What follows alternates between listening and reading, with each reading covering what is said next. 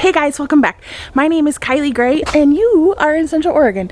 Thanks so much for being here, and be sure to subscribe and like this video because it really helps us out. I'm about to leave in a few hours to go get my sister, and we're about to head up to Idaho for the Modern Homesteaders Conference. Few nights ago, well, when we were gone last week, we got nipped by some frost, even in the high tunnel. All the sides were rolled down, everything was closed down, but we still got nipped. This is one of my San Marzanos. It got nipped pretty good, but there's a bunch of new growth coming up as well. I don't know if I should top it. I feel like that's counterproductive. And with a determinate tomato, I didn't know what to do. So I was just letting it do its thing. Wow. But today we're going to be planting and planting and planting. I keep telling myself, just keep planting, because that's like my goal. So this is our second succession of beans, which our first succession took forever. And I didn't soak the beans. This time I soaked the beans. And when I was replanting where they didn't come up over here, I realized that some of them were just starting to germinate. So they're taking weeks to come up. So I soaked these guys hoping it would speed up the process, and we'll go from there. We just kind of slopped this together last year, and this year I really wanted to make it look good. I'm actually going to add, don't mind my cardboard frost cover pile. That's the junk corner. But I'm going to put like a cattle panel arch, make it look really cute in here. I did compost around my plants, you can see, but I am going to mulch them as well. I have some small little, my cucumbers, I kind of interplanted them different places, they're coming up, but they need to get a little bit bigger. But I'm having an issue with some lamb's quarter. It's like reseeding itself to the max. I ripped up this landscape fabric that was here because it was just covered with dirt, because our chickens were in here all winter and it just got flung with dirt, and the weeds were growing on the weed fabric. So I ripped it up. I think I'll lay it back down, but we'll see. But anyway, I'm going to plant up some more of my beans and get these going because I soaked them. Hopefully they're still good. If not, it's my fault, user error. But then if I come home in 4 days and we have some hot days coming, they should be able to germinate pretty fast. If they don't, then I'll just keep planting. So here we go. I'm going to set you up and you can watch me plant.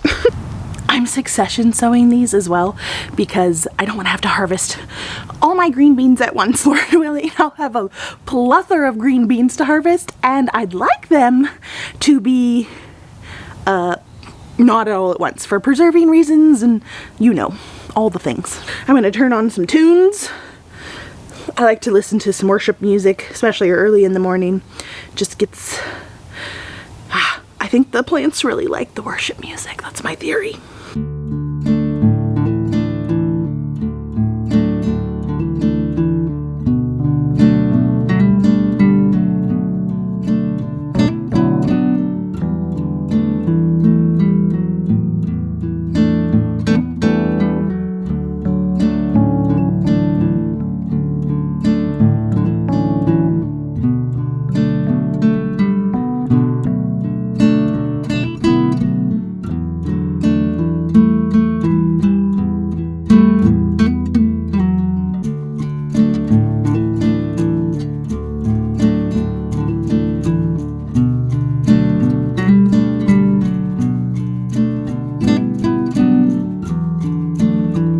Okay, so I'm doing just like a, like a trench, a small one, and I'll space them out, but it's just easier to do that and quicker, and then to just go back through and drop the beans where I want them.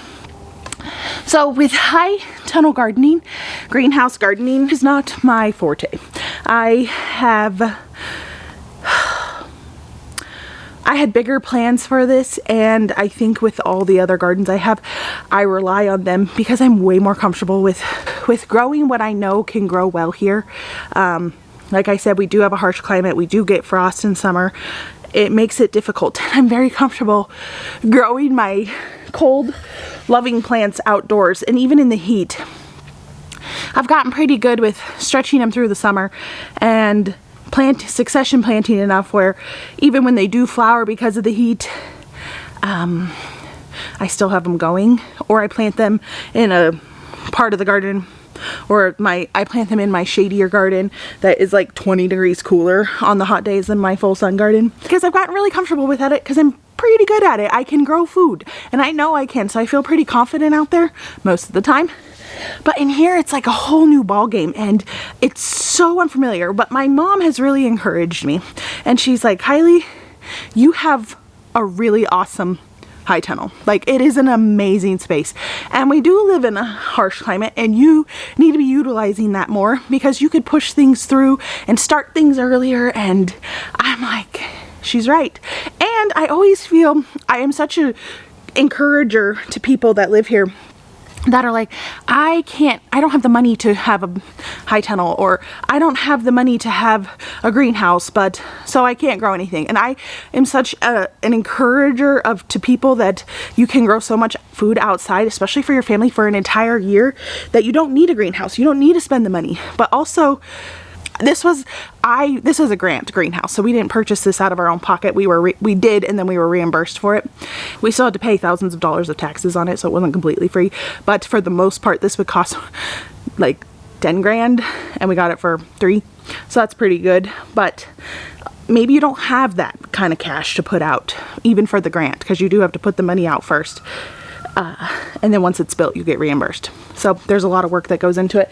But anyway, I have just kind of used my outdoor garden sort of as a crutch, but not really, because I am growing a lot of food, but I'm also not utilizing this. And this is its second year, and we've gotten some food out of it, but seriously, I could be pumping out so much food.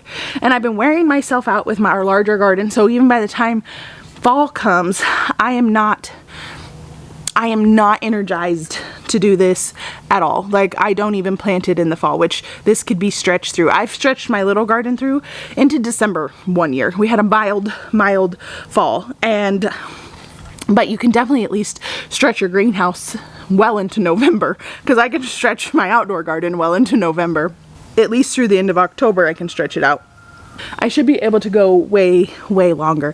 And my mom really encouraged with me that I should just be utilizing this amazing space. So I am making it beautiful. I am cleaning it out. That chicken coop, I'm about to have my son come out and help me, and that's going to come out today. Just working on my pathways. We'll have this main permanent pathway down the middle here, and I always love cattle panel arches, but to be frank with you, I haven't had much success with things climbing. I have friends and family that have had great success with things climbing, like hops and clematis and things that grow really well here. I think I'm just spread too thin to make things look really, really good. And so anyway, the moral of my story is I'm in here, and I'm going to be working hard to make this beautiful. I planted a ton of flowers by seed. Zinnias. I've never been able to grow a zinnia before because they get ready to flower and then we get a frost. Dahlias from seed. I'll see if we have time to grow those, but I did plant some. And just some cool, like marigolds. We can sometimes grow those outside. I have had success with those in my little garden, but it was the year we didn't get frost in the summer, which was pretty awesome.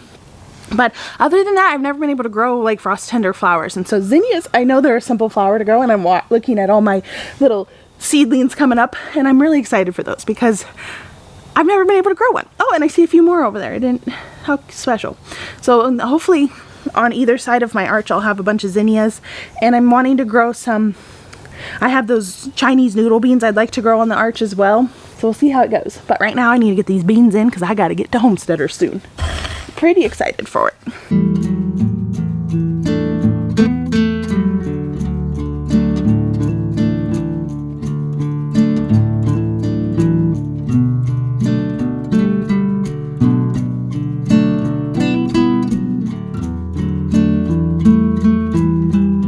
I'm also feeling really confident because with these not being a total loss because I left them soaking for too long. Well, I took the water out, but then they had no water in them. Anyway, some of them are already sprouting, so I'm feeling confident that they're not all dead. Okay.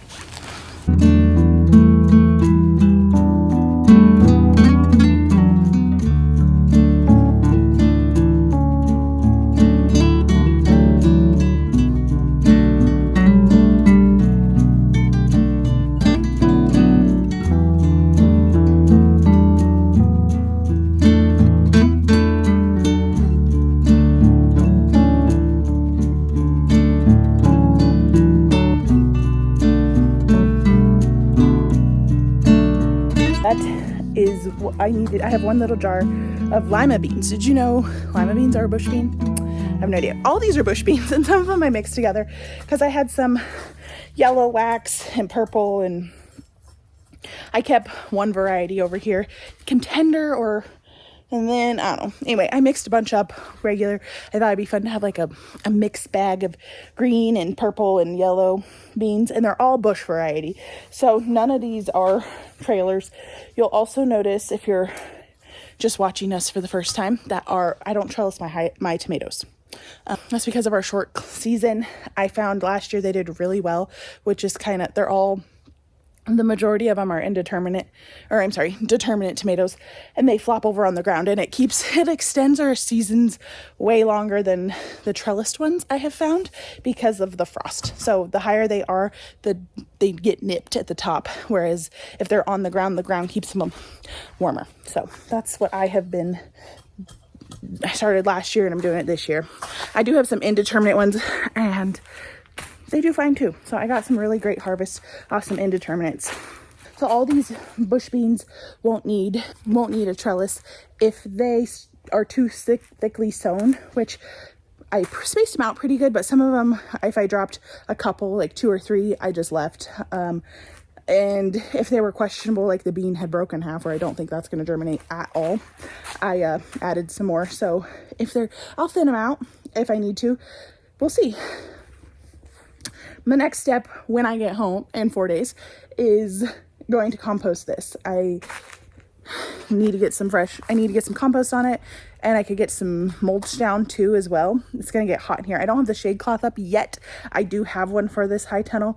It just hasn't been ready yet. Thank you guys so much for following along. Be sure to subscribe and give this video a thumbs up. Again, that really helps us grow and helps us out. And I will see you guys on my next video. Bye guys.